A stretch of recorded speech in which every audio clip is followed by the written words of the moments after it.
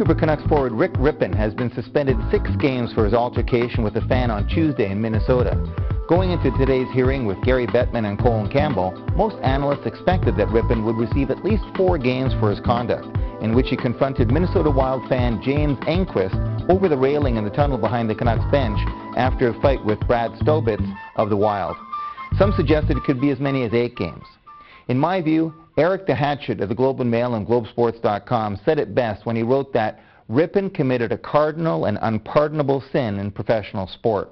Say what you want about the varying standards of NHL discipline, but the one place where there is no gray area is getting into an altercation with a fan, wrote Hatchik.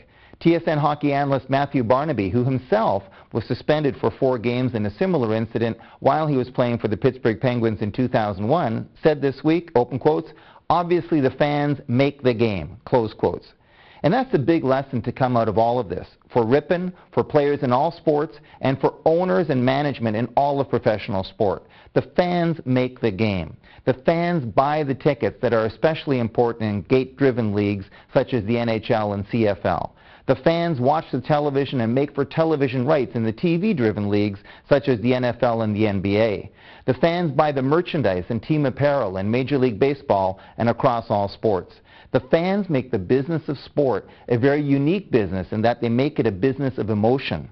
Without that emotion, without that passionate loyalty, without that bond, without respect and understanding for the fans and what they do to drive professional sport, pay players, and build equity for owners, the business of sport becomes just another business. And believe you me, a much smaller business.